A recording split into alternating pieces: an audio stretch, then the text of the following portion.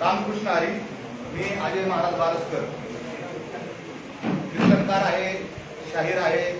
शेती आणि सामाजिक प्रश्नाच्या चळवळीमध्ये गेले अनेक वर्ष 2006 पासून मी काम करतोय आणि मराठा समाजाला आरक्षण मिळावं या मागणीसाठी 2006 पासून म्हणजे माझं पहिलं आंदोलन नागपूरच्या हिवाळी अधिवेशनामध्ये त्या ठिकाणी त्या विधान भवनाच्या बाहेर झालं होतं.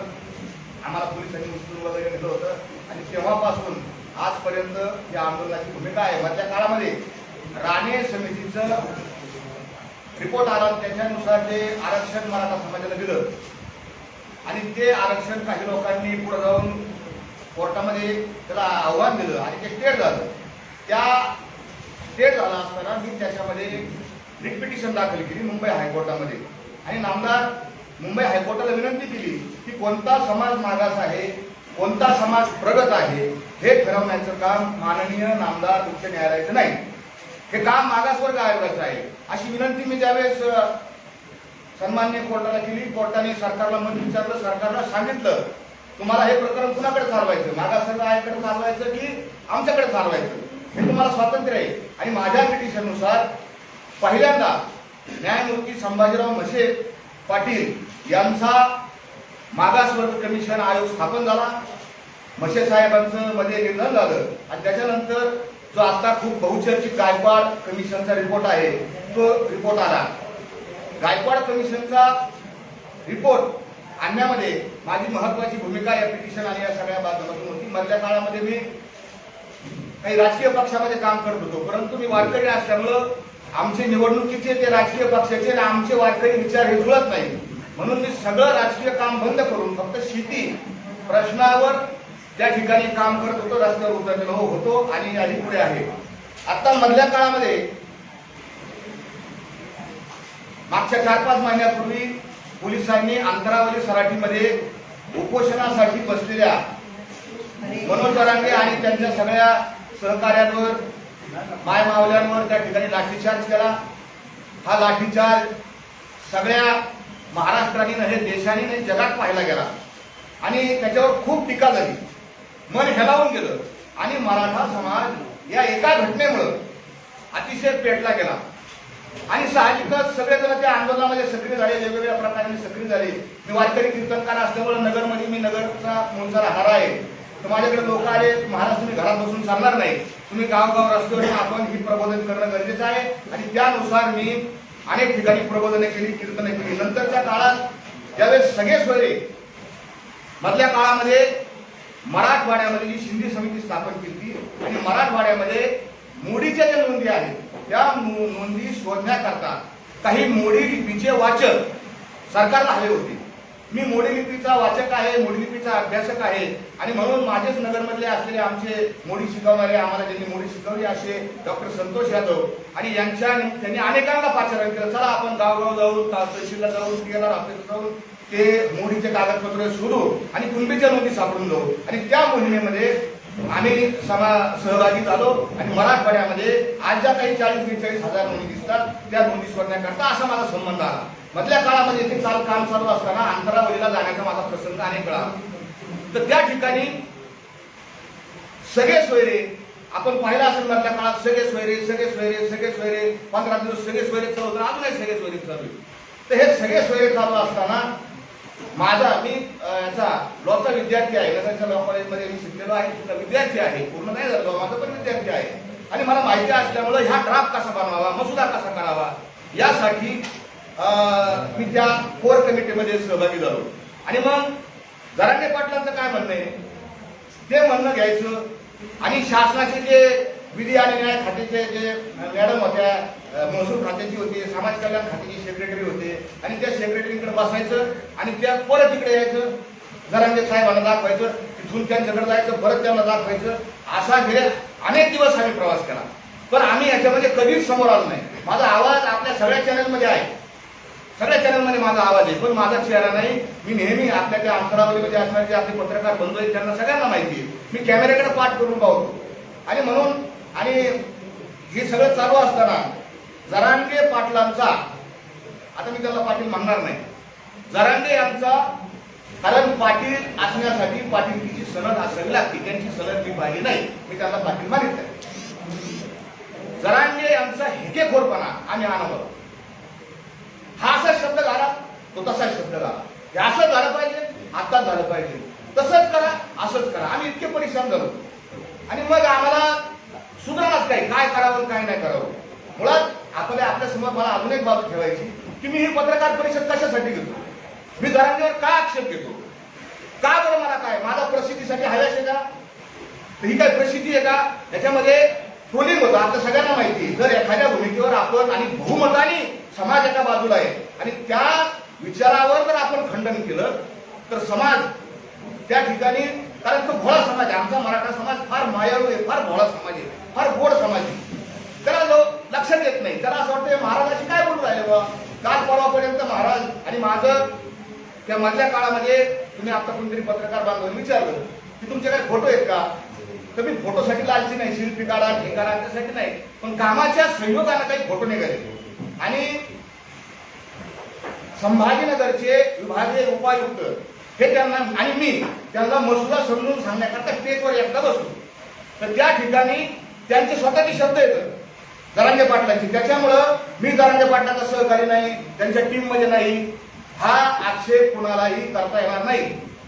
जरांगे पाटलांचा व्हिडिओ आहे, जरांगे पाटलांनी क्लिअर कट सांगितलं, मी कालही त्या एका व्हिडिओवर ऐकून दाखवलं की जरांगे पाटलांनी सांगितलं, तुम्हाला ऐकून दाखवतो मी तो व्हिडिओ असा आहे की जरांगे पाटील मला म्हणतात की महाराज आहेत या ठिकाणी, महाराज करू लागायला आहेत, महाराज साक्षीदार आहेत.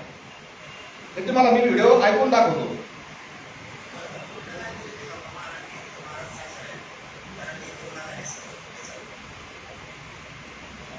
परत आहे,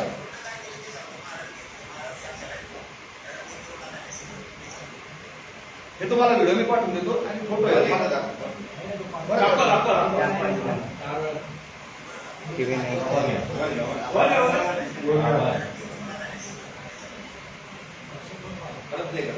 परत एकदा उभा.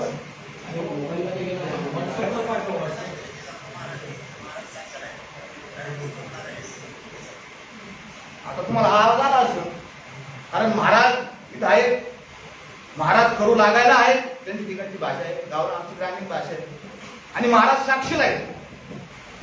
मी जरांगेच्या प्रत्येक कृतीला साक्षीदार आहे. हे जरांगे, मनोज जरांगे यांचा आपण आता स्टेटमेंट त्यांचा व्हिडिओ चॅनलवर उपलब्ध आहे. म्हणजे कोणी असं म्हणणार नाही की हा माणूस कोणतरी आला आणि इथं आला आणि बसला. मग समाजामध्ये दुसरा प्रश्न असा तयार होतो, आक्षेप माझ्यावर असा येतो की हा माणूस प्रसिद्धीसाठी करतो का, तर बिलकुल नाही. आम्हाला कायम हार आमच्या गळ्यामध्ये येतं. आम्हाला तुकोबरायांनी भरपूर दिलेले, भरपूर आई वडिलांनी तुकोबरायांनी आम्हाला भरपूर दिलं. प्रसिद्धीचा हव्यास नाही, पैशाचा हव्यास नाही. माझ्या परिसरामध्ये बऱ्याच लोकांनी माझ्यावर टीका केली की हे पाकिट घेऊन, सरकारचं पाकिट घेऊन आले असतील, तर बिलकुल नाही. माझ्या परिसरात विचारा, मी कीर्तनाचे पैसे घेत नाही, उलट घेतो. अजून माझ्यावर काही वेगवेगळ्या प्रकारचे आक्षेप त्या ठिकाणी त्यांनी नोंदवले, त्याचं पुढे मी निराकरण करेन. पण तुम्ही असं म्हणता की तुम्हाला आत्ताच का झालं, तुम्हाला जरांगे हेकेखोर होता हे तुम्हाला माहिती होतं, तर तुम्ही आत्ताच का बोलले. मी आत्ता बोललो नाही, मी साधारण 3 दिवसापूर्वी माझ्या मनातली जी खतखत आहे ती एका छोट्याशा युट्यूबच्या चॅनलवर टाकली आणि जवळपास महाराष्ट्रामध्ये कोट्यावधी लोकांनी अनेक पोर्टलवरती गेली आणि कोटी लोकांच्या पुढे ती लोकांनी पाहिली. मला हजारो फोन आले, 2 प्रकारचे फोन आले, समर्थनाचे फोन आले आणि शिव्या शाप देणारे दोन्ही फोन आले.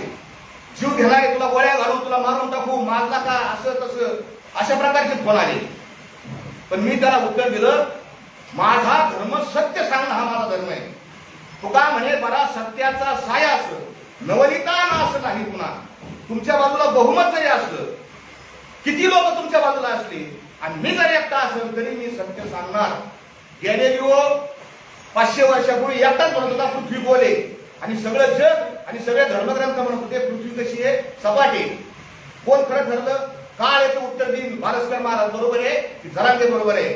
आणि सगळ्यात जास्त जसं एखाद्याचे 100 अपराध भरतात, आमच्या भगवान श्रीकृष्णाने सांगितले शिशुपालाचे 100 अपराध घातल्यावर त्याला मारतो, तसं या जरांगेचे 100 अपराध भरले. आणि 100वा अपराध कोणता आहे, तर ह्या जरांगीने माझ्या जगद्गुरु तुकोबारायाचा अपमान केला आणि तो मी कधीच सहन करू शकत नाही. मी कशासाठी गेलो तिथे स्टेजवर करून त्या जरांग्यांना म्हणतो, सगळे लोक म्हणत होते पाटील पाणी प्या, पाणी प्या, पाणी प्या, जरांगे पाटील पाणी प्या, अशा पद्धतीने घोषणा करत. एक लहान लेकरू गेलं, हातात बाटली दिली, जरांगे त्यांचं ऐकलं नाही. आणि शेवटी मी म्हणलं, बाबा मी देहूवरून आलो, मी काही सरकार नाही, मी नेहमी या सरकारच्या विरोधात भूमिका मांडत आलेलो आहे, मी देहून आलो, आपण घरात पाणी प्या. तर जरांगे तुम्ही हे सगळं व्यवस्थित दाखवलं या काय ते नेमके दोघं कोण, जरांगेला समजून सांगितलं की दोघे कोण. आणि मी जरांगेंना सांगितलं पाणी प्या.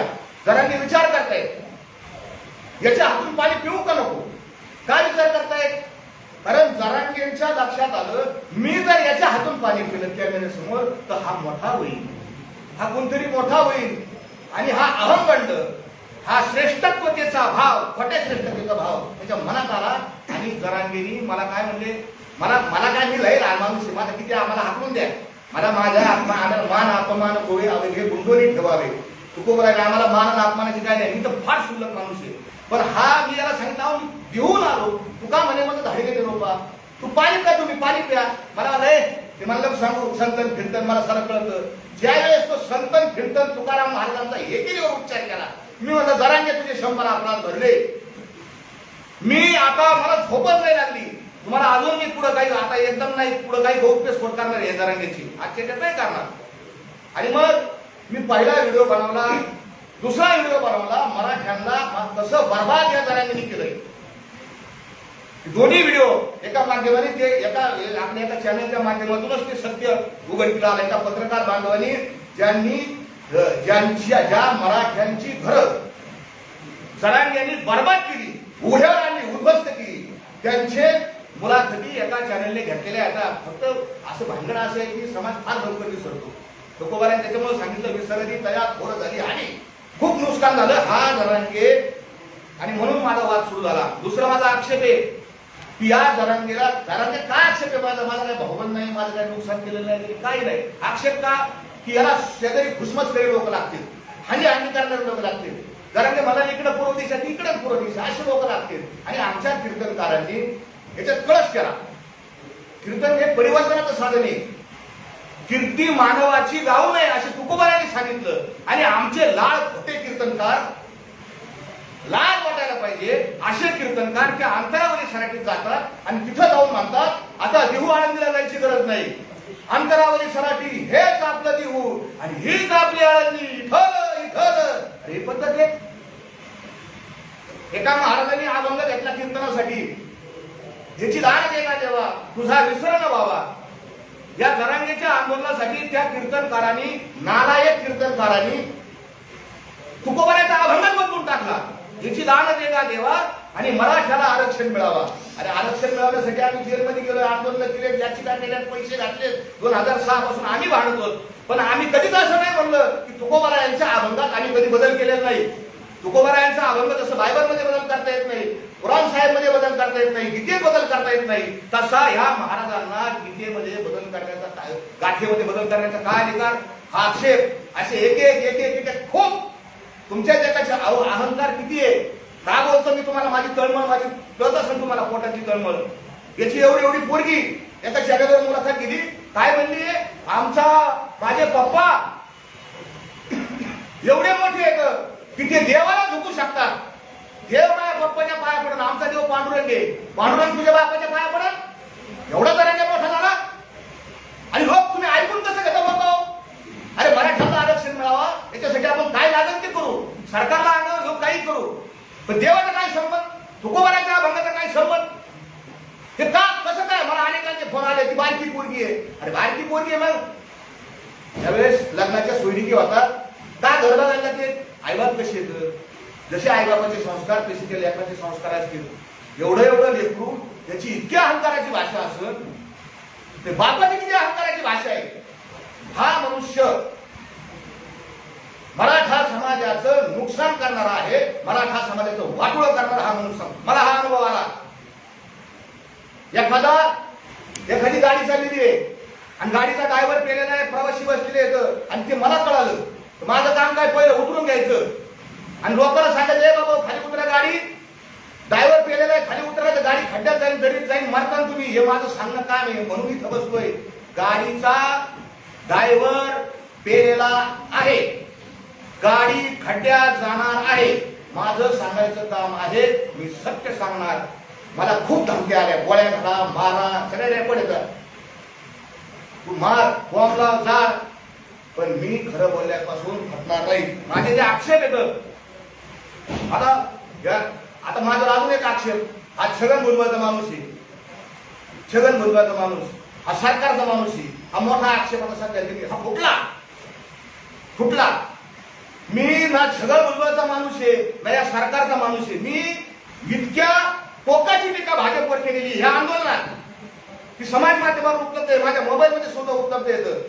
फडणवीसांना मी काय म्हणलो, भुजबळांना मी काय म्हणलो, भयानक टीका मी केलेली आहे. मला सगळे लोक म्हणायचे महाराज आरक्षण टीका ना करू इतकी, या पद्धतीने मी टीका केलेली आहे. ज्यावेळेस भुजबळ आंबडच्या सभेमध्ये, आमच्या नगर शहराजवळ शिर्डी नावाचं गाव आहे, तिथली एक महिला सरपंच आहे आणि त्या महिला सरपंच बाईने जरांगे यांच्याविषयी एका फेसबुक या व्हॉट्सअपच्या ग्रुपवर अतिशय घाणेरड्या शब्दात टीका केली. त्यावेळेस त्या महिलेवर आम्ही गुन्हा दाखल करायला गेलो आणि भुजबळ साहेब ज्यावेळेस बोलले त्या आंबडच्या सभेत, तर भुजबळ साहेबांचा निषेध आम्ही त्या गावात सभा व्यक्त केलेला आहे आणि तो व्हिडिओ माझ्याकडे उभा आहे. मला आपण भुजबळांच्या आणि जसं जरांगे चुकले, मी जरांगेच्या विरोधात बोललो, भुजबळ चुकले, भुजबळांच्या विरोधात बोललो आणि उद्याही भुजबळ जर चुकले तरी मी भुजबळांच्या विरोधात बोलणार आहे. भुजबळ आमचे मित्र नाहीत. काहीतरी कारण काढून मला त्या भुजबळांचं काही घेणं नाही. त्यांच्या पाठवून मी कसं काय हात ठेवू? विधानसभेत ते बोलले ते भंडारा डोंगराचे अजय महाराज बारसकर आहेत आणि त्यांनी हे जरांगे हे जे पोरं आहेत असं त्यांना बोलून नाही दिलं. त्यांनी माझं नाव घेतलं, तीनदा नाव घेतलं.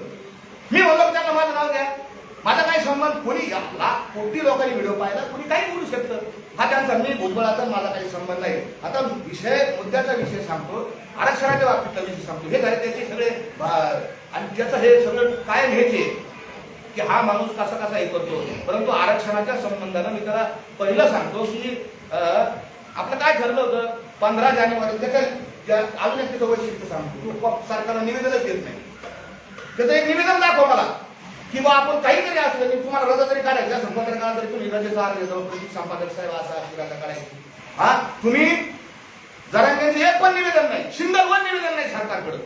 पण जरांगेंचं निवेदन कॅमेऱ्यासमोर त्यांनी माझ्याकडे लिहून दिले, तो नाकारूच शकत नाही. माझ्याकडे त्याच्या ज्या 4 मागण्या आहेत ना त्याच्या अक्षरात लिहिलेल्या आहेत.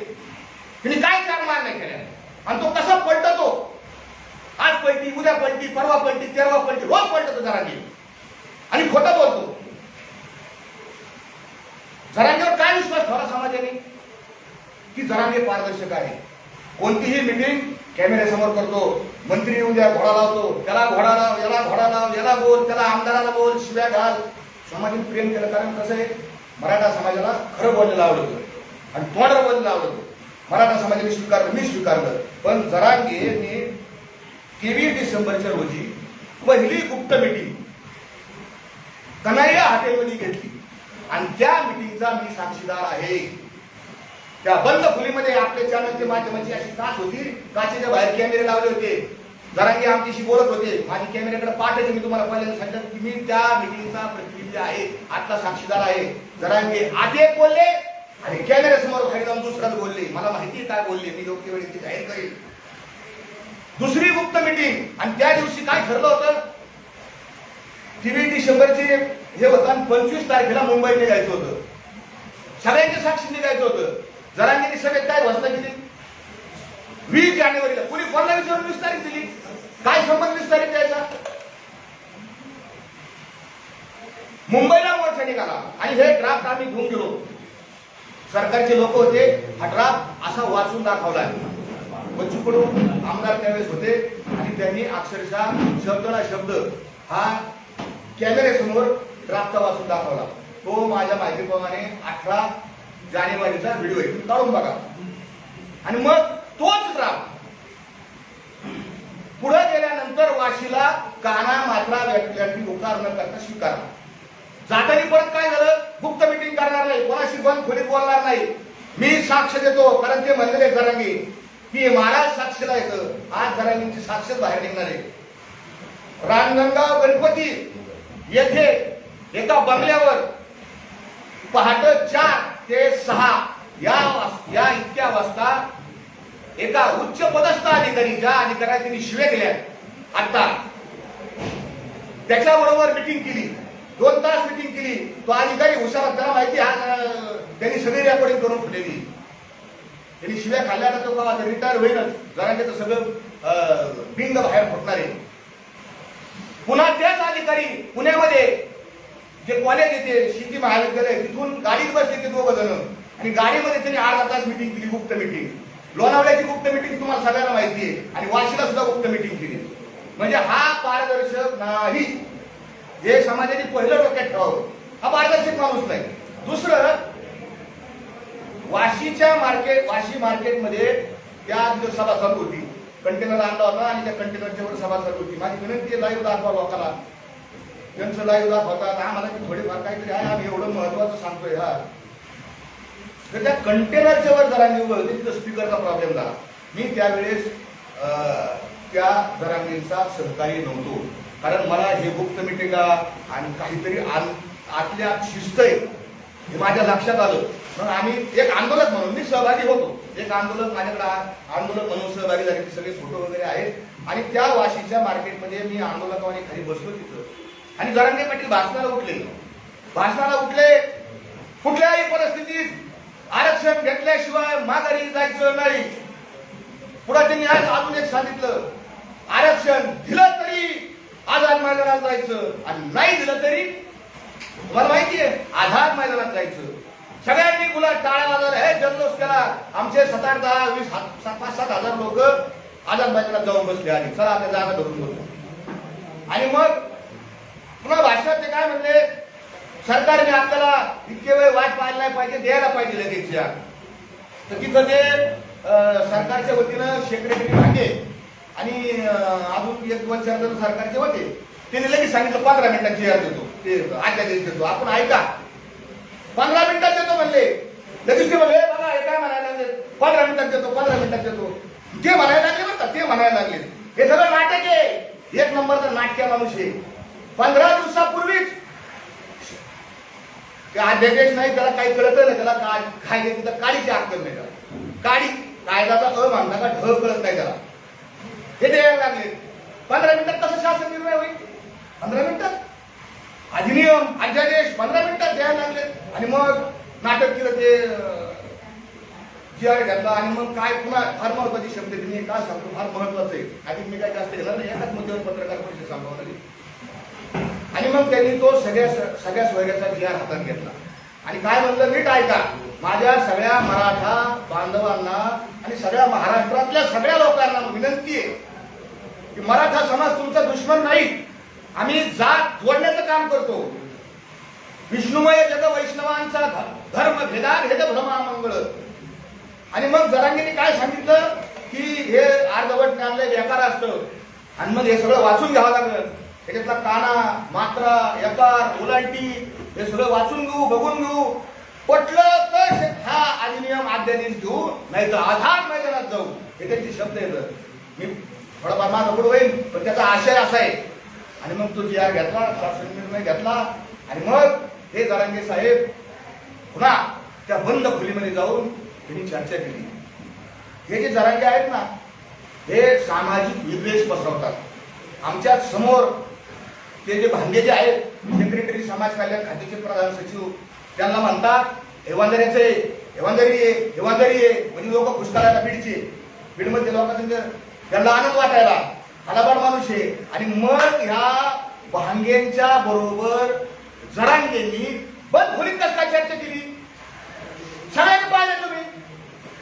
सुमंत भांगे जे आहेत त्यांच्या बरोबर आणि लोकांचेच बोलायचं. आणि आतमध्ये गेल्यानंतर यांच्या संग काय चर्चा केली. भांगे साहेब ती हुशार येतं, त्यांनी विचारचे रेकॉर्ड केलेली असणार.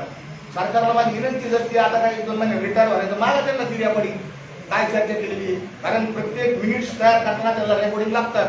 हुशार आहेत त्या अधिकारी, उगतच नाही एवढ्या मोठ्या पदावर जाऊन बसले. आणि मग पहाटे 3 वाजता यांचं काय झालं, आणि मग आणि पुन्हा काय म्हणले त्या भाषणामध्ये बघा, मी अभ्यासक बोलावणार, मी वकील बोलावणार, मी या सगळ्यांना बोलावणार आणि मी सगळं कण वाचू काढणार. मराठा समाजाची कुठल्याही प्रकारे फसवणूक होता कामा नये. माझा मायबाप समाज, हे सगळे बोलवण्याचे शब्द येतो. माझा मायबाप समाज हे देखतं आणि मी मराठा समाजाचा आहे, मलाही बोलता येतं, मलाही ऍक्टिंग करता येते. अरे आम्ही कीर्तनकार म्हणजे तुम्ही म्हणले ना, हसवायला हसू राहायला रडू काही करतं. हा एक नंबरचा कलाकार आहे, ऑस्कर पुरस्कार द्यायला पाहिजे इतका कलाकार आहे. हा या जरांगेनी तिथं काय सांगितलं, माझे वकील बोलावणार, वकील आणा. कोणचे वकील आले? जरांगे जाहीर कर, त्या वाशीच्या बंद खोलीमध्ये कोणचे वकील होते, कोणचे अभ्यासक होते, काय तुम्ही चर्चा केली, काय कायद्याचा खल पाडला, काय केस पाडला. करू शकत नाही, करू शकत नाही महाराज. आणि ते झाल्यानंतर 3 वाजता मंत्री केसरकर आणि ते दुसरे मंत्री कोणते ते लोढा त्यांच्या हाताने 3 वाजता त्याची मिटिंग का वाजता बघा, 3 वाजता 2 वाजता तुम्हाला केंद्रीय काय करेल असतात ना, तरी मी थांबले होते काही जर होतं. 3 वाजता यांनी मिटिंग घेतली आणि सांगितलं आता आपलं आंदोलन संपलं. तरी मी डबल गेम, तरी मी विचार करीन आझाद मैदानात जायचं का नाही. त्याच्या आतली तुम्हाला गेम सांगतो, मला समाजाला सत्य सांगायचं. हा काय नेमका काय ब्लॅकमेल करत होता. अध्यादेश मान्य झाला, मान्य झाला अध्यादेशाला. अध्यादेशाने काना मात्र वाचला आणि अध्यादेशामध्ये 16 फेब्रुवारीची तारीख आहे.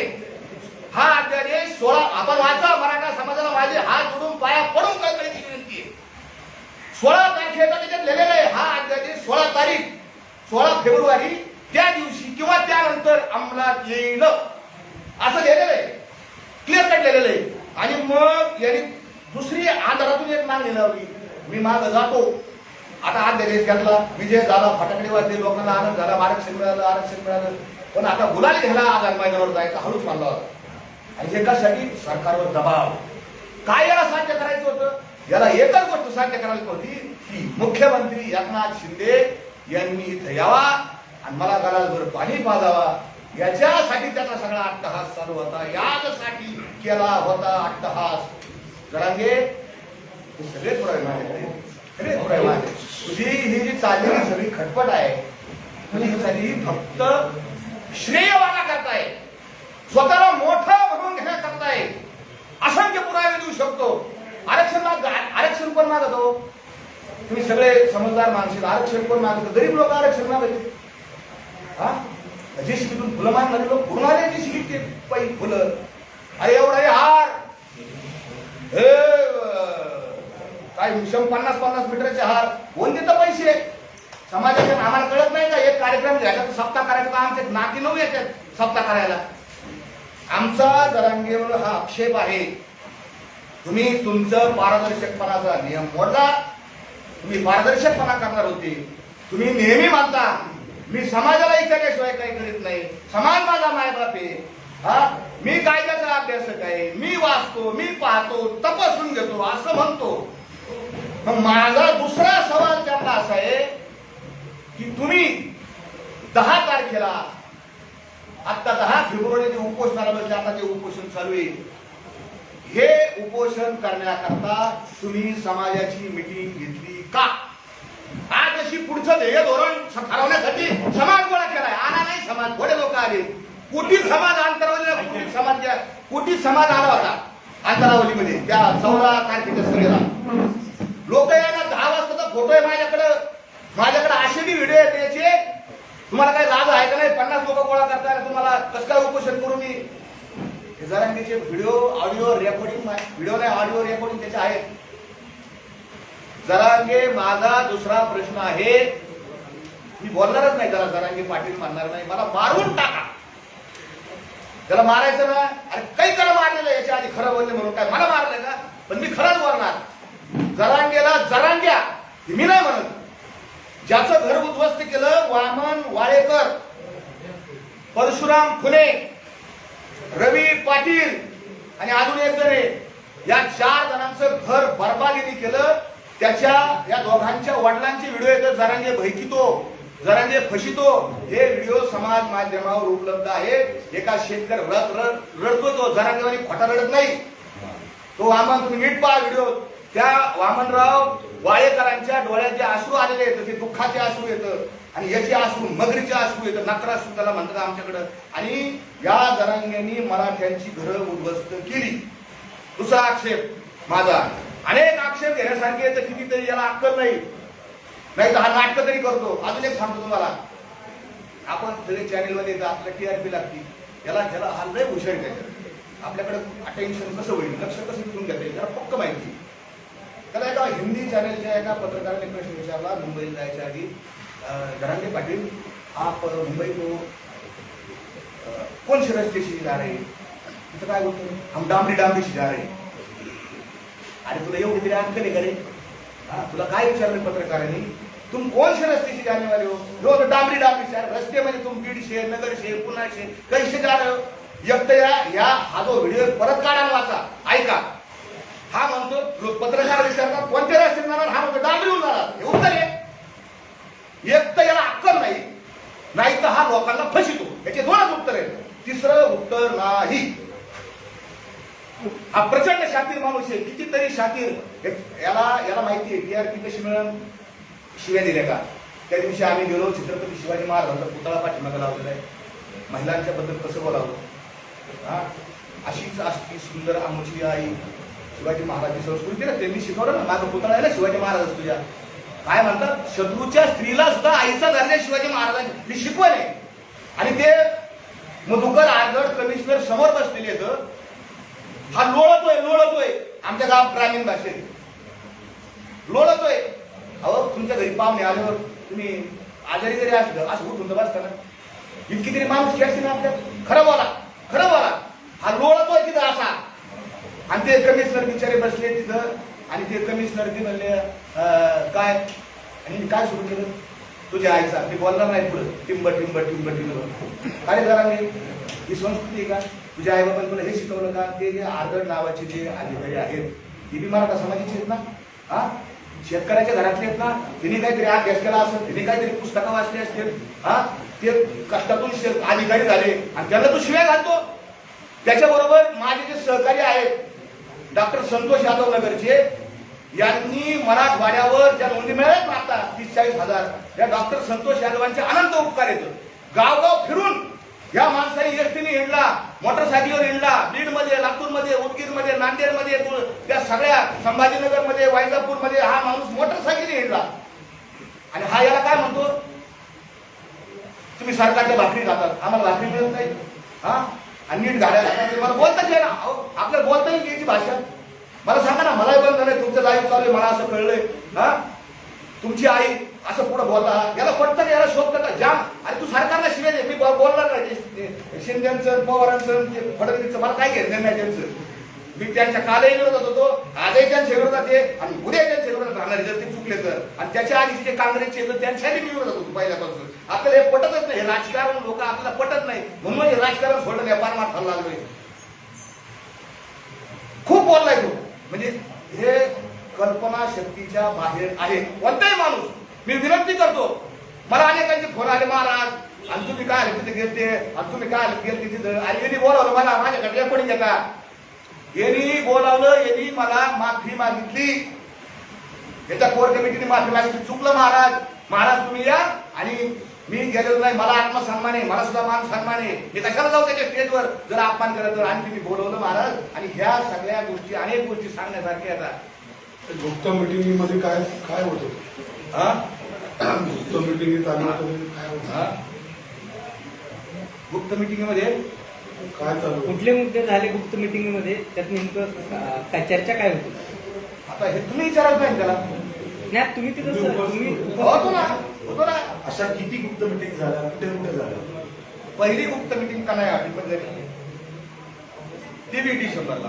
कुठे बीडला. ते बीड संभाजीनगर रस्त्यावर कन्हैया हॉटेल म्हणून आहे, तिथं पहिली गुप्त मिटिंग झाली. म्हणजे इंटरनेटवर आहे. दुसरी गुप्त मिटिंग त्यांची म्हणजे मला माहिती असलेली बरं का. दुसरी गुप्त मिटिंग झाली रांजणगावला एका बंगल्यामध्ये, MIDC मध्ये तिथे मुक्कामाला होते. त्याचा टायमिंग सांगतो, पहाटे 4 ते सकाळी 6 वाजेपर्यंत. तिसरी गुप्त मिटिंग यांची पुण्याचा जो रस्ता आहे तिथून आमचा मोर्चा चालला होता सगळा, त्याच्यामध्ये ते पुण्याचा पाषाण रोड आहे, औंधचा परिसर राजभवन आहे, तिथून ते दोघं साहेब मोठे उच्च अधिकारी होते, ते दोघं माझ्या देखत त्यांच्या गाडीत बसले. मला म्हणले तुम्ही बसा. मी म्हणलं मी नाही बसत, मी नाही मोकळा म्हणलं. ते शितोड्याची शेत घ्यायला मला नाही मोकळा. आणि ते गेले. त्याच्यानंतरची मिटिंग लोणावळ्यात झाली, तुम्हाला सगळ्यांना माहिती आहे. लोणावळ्याला आपण आक्षेप घेतलेले आहेत आणि त्याच्यानंतरची बंद मिटिंग वाशीला झालेली आहे. बरं तुम्ही विचारा, मी आता दमदम सांगू सुरुवातीपासून जरांगे पाटील यांच्यावरती एक संशय व्यक्त केला जात होता. विरोधक असं म्हणत होते की म्हणजे जरांगे पाटील यांचं बोलवतात तुम्ही कोणतरी आहे, कोण आहे ते नक्की बरं ते सांगायचं राहिलं. तुम्ही आठवण केली. 10 तारखेला जरांगे हे उपोषणाला बसले. पहिला आक्षेप, आज जसं समाजाला बोलावलं मिटिंग घेऊ, पुढची दिशा करू, मग 10 तारखेला का नाही बोलावलं? 10 तारखेला जरांगे त्यांची जे काही लोक होते आणि तिथं योगायोगाने मी बी होतो तिथं.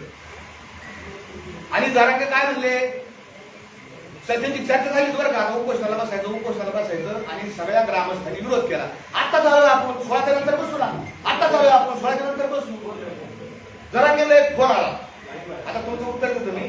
जरांगेला एक फोन आला आणि ते फोन असं चालू असताना त्यांच्या एखाद्याने विचारलं काय करतो पाटील, त्यांनी काय नाही, पत्रकार बसले रोजचा सकाळचा ते तुमच्या मुंबईमध्ये एक राहू तिथे त्यांचं जसं असं त्यांचा यांचा एक व्यवसाय झालेला आहे, सकाळी पत्रकार धंदाच झालेला आहे.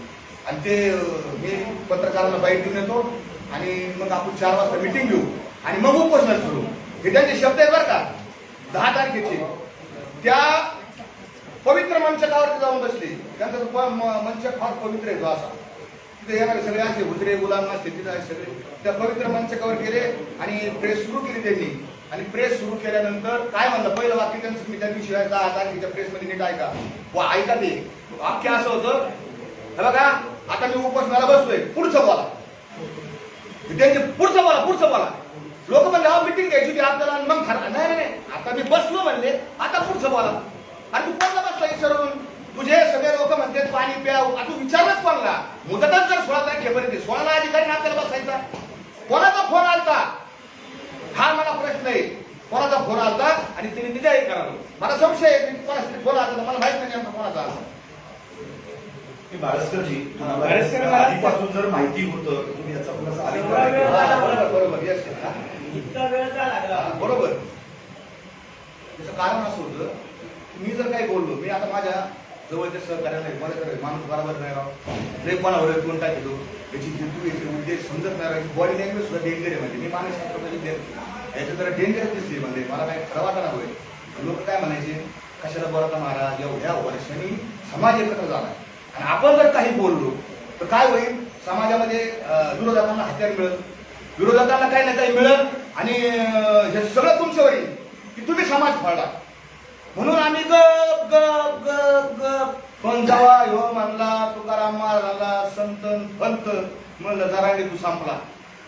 चल तुकाराम महाराजसाठी मी मारायला उद्याच्या इतिहासामध्ये लिहिलं जाईल. मला जरी मी गोळ्या घातल्या तर लिहिलं जाईल. तुकाराम महाराजांचे जर कुणी एकेरी शब्द बोललं, त्यांचा अपमान केला, तर ह्यो वारसकर महाराज नावाचा एक सामान्य कीर्तनकार यांनी आपला प्राण दिला. याच्यात मला आनंद आहे, याच्यात मला समाधान आहे. जरांगे पाटील कोणाच्या सांगण्यावरून काम करतात, त्याचे काही पुरावे किंवा तुम्ही एवढ्या मिटिंगला उपस्थित होता, काहीतरी प्रश्न होते ना. जरांगे पाटील हे कोणाच्या सांगण्यावरून काम करतात का, की ते स्वतःहूनच हे सगळं करतात? म्हणजे उपोषण, पुढची दिशा किंवा सरकारमधून त्यांना कोणी मदत करते की विरोधक कोणी मदत करते त्यांना? जरांगे 2 गोष्टी फार हुशार, शातीर. शब्द शातीर. शातीर माणूस हा फायदा ऐकण्यासाठी बरोबर. आपला फायदा काय, आपला कसा फायदा होईल, आपण कसं पुढे जाऊ. तुम्ही 2021चं आंदोलन आहे माझ्याकडे, व्हिडिओ आहे माझ्याकडे. उद्धव ठाकरेला एवढ्या शिव्या दिलेल्या त्या साष्टी पिंपळगावच्या आंदोलनात, भयानक शिव्या दिलेल्या. म्हणजे ज्या वेळेस त्याला कोणी काही सांगत किंवा कोणी काही त्याला काय असणार पाग त्याच्या मागे मी आरोप होऊ शकत नाही, कारण आम्ही खरं बोलणार आहे. तुम्ही पाहिलं नाही माझ्या डोळे, त्याला कोणी काही दिलं का नाही त्याच्यामुळे मी त्याला बोलू शकत नाही.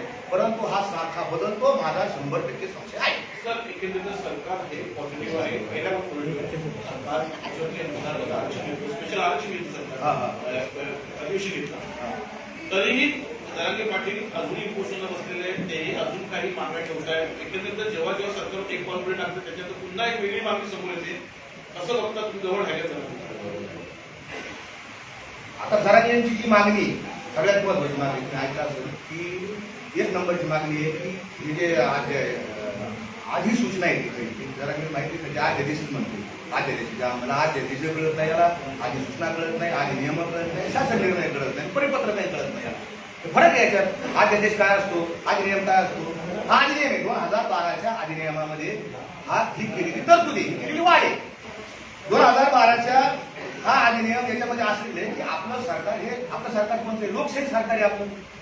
कोणत्याही सरकारला जर कायदा करायचा असेल, अधिनियम करायचा असेल 2001च्या कायद्यामध्ये कलम 8 मध्ये तरतूद केलेली आहे की सरकार वेळोवेळी त्यांना योग्य वाटेल असे नियम बनवू शकेल जेणेकरून लोकांना जातीचे प्रमाणपत्र देणे सुलभ होईल असं कायद्यात तरतूद आहे. आणि मग त्याच्या अनुषंगाने 2012ला पहिला 1 सप्टेंबर 2012ला पहिला अधिनियम अस्तित्वात आला आणि त्याच्यानुसार कोण जातीचं प्रमाणपत्र दिली, कोण काय करेल ही आली. 2017 मध्ये त्याच्यात अमेंडमेंट आली. 2018ला एक अमेंडमेंट आली कारण आमच्या कुणबीच्या ज्या नोंदी आता काही काही गावामध्ये फक्त कुणबी कू लिहिलेलं असायचं. मग अधिकारी आम्ही घेऊन जायचो, साहेब हे कुणबी म्हणजे कुणबीचे अधिकारी आमचा असं तर पडत चालायचो. अधिकारी थोडा घेणाऱ्या असं बसलं बरं चालायचं. पण अधिकारी जर दुसऱ्या विचारात धाडका असला मग अधिकारी लगेच देतच नसायचं, तकलीफ द्यायचा. अधिकारी खरं आहे काही वास्तव आहे, भेदाभेद करतात हे अधिकारी बसलेले सुद्धा. म्हणून तर लोक चालले, म्हणून समाज रस्त्यावर आलेला आहे. आणि समाज का रस्त्यावर आला ते सांगतो तुम्हाला की मराठा समाज हा आतून इतका पेटलेला आहे, भयानक पेटलेला आहे.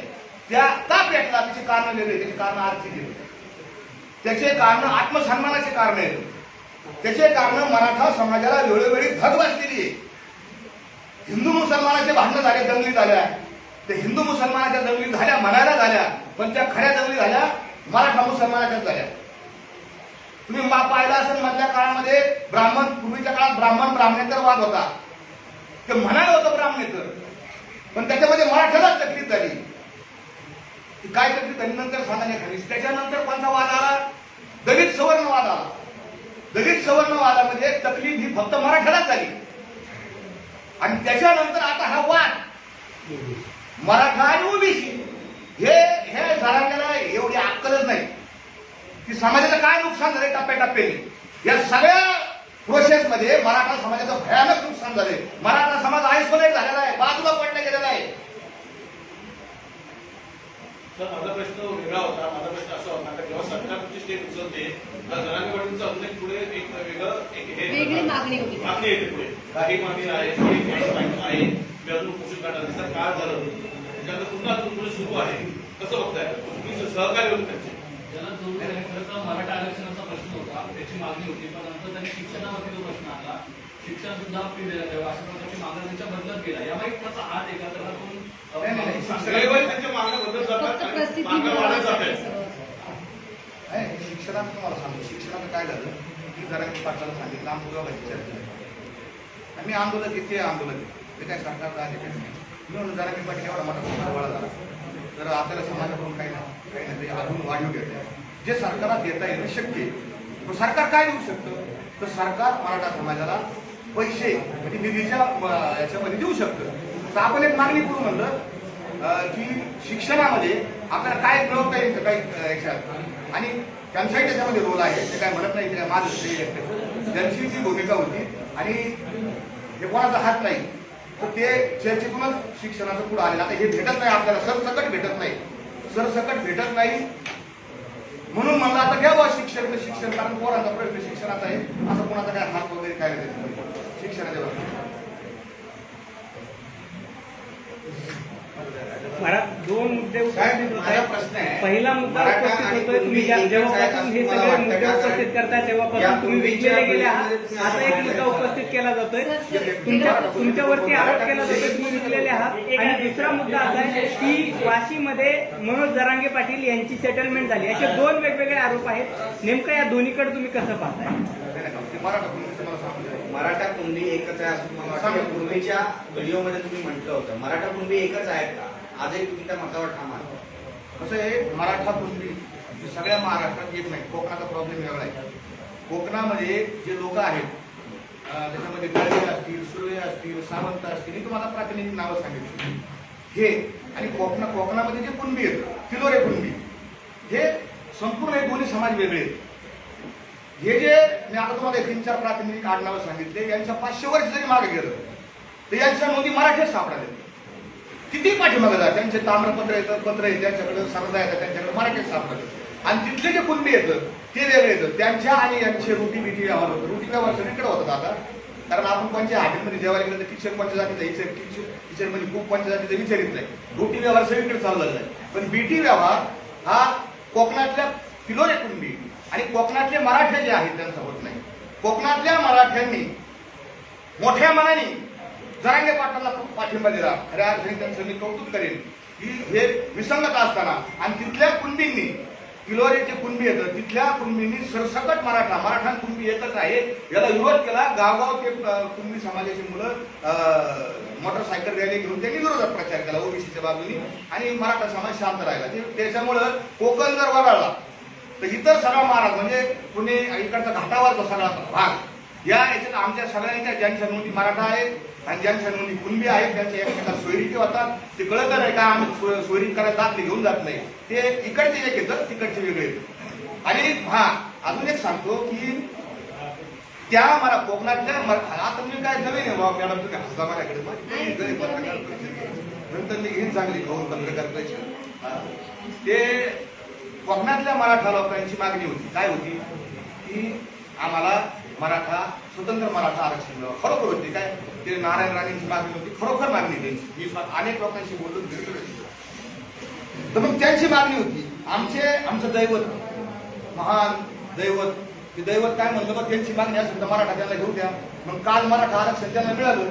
ते किती टिकन काय टिकन हे मला माहित नाही. उद्या काय करा त्याच्या विरोधात ते चष्म्याला साहेब जाणार होते कोर्टात. तो मोठ्या मोठ्याने बोलत होतो किंवा आमच्या विरोध होते बाटल्या भडले त्याचे चष्मे लावले जात तिकडं. तर ते त्या मराठ्यांना आरक्षण मिळालं. आनंद उत्सव करावा का नाही?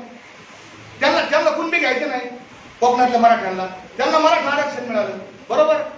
मग आनंद करायला पाहिजे का? याच्या मांडवा सुद्धा पडलं होतं की माझ्याकडं तलाठी सुद्धा नाही आला काही पत्र घेऊन. मला याची आतली माहिती माहित नाही. मला याचे माझ्याकडे रेकॉर्डिंगच येतं. मला कोण सांगतो त्याचे कारण आहेत ना, मी ते सांगेन पुढच्या वेळेस. याने आनंद काही तर ते फक्त पैशाचे असते, ते कोणाचेच नाही. सरकार हे कोणाचंच नसतं. आपल्याला वाटतं बा आपला आमदार निवडून आलाय, कोणाचा नाही. कोणतेही सरकार भाजपचं सेनेचं असू नाहीतर ते दुसरं काँग्रेस राष्ट्रवादी. तुमच्या विरोधात समाजातले अनेक बांधव सोशल मीडियावर प्रतिक्रिया देत आहेत की महाराष्ट्र आहेत ते सरकारला मॅनेज झालेले आहेत, एवढे विकले गेलेले असे कमेंट यायला लागले. बरं सर, ईव्हीएमच्या लाट्यांना निघताना हा तोच मुद्दा आहे. तुम्ही सरकारला बर का, हे भाजपचं जे सरकार आहे माझ्याकडं असंख्य व्हिडिओ आहेत की मी भाजपच्या सरकारच्या विरोधात केलेला आहे. मी पैशासाठी विकला जाणारा माणूस नाही. मी असं माझ्या पुन्हा काही प्रतिक्रिया घेऊ. तुम्ही माझ्या परिसरात जाऊन विचारा की हा माणूस कसा आहे. तुम्हाला खरं मी जर म्हणलं मी लय भारी मी लय चांगलं लोक म्हणे याला काही अक्कल नाही. तुम्ही माझ्या परिसरातल्या लोकांच्या प्रतिक्रिया घ्या. ज्या ज्या गावात मी कीर्तन केली मी पैसे घेतले आणि माझे आई वडील त्यांच्या आशीर्वादानं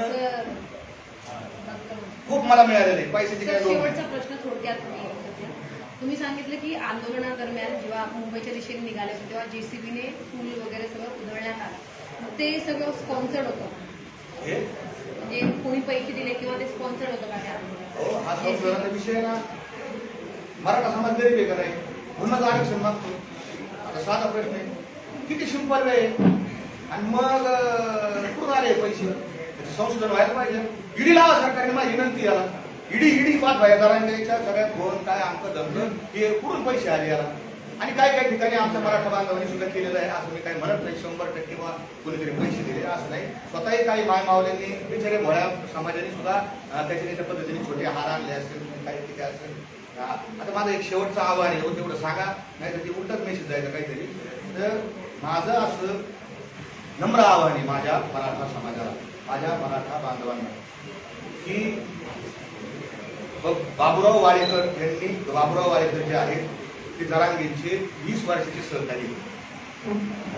जरांगेंच्या घरी जाऊन जरांगेंच्या वडिलांना खोटं बोलून जरांगेंच्या परशुराम वाडेकरांना त्यांनी सांगितलं की नारायणगडावर भगवा झेंडा लावायचा आहे, तुमचा बाबूराव मला द्या.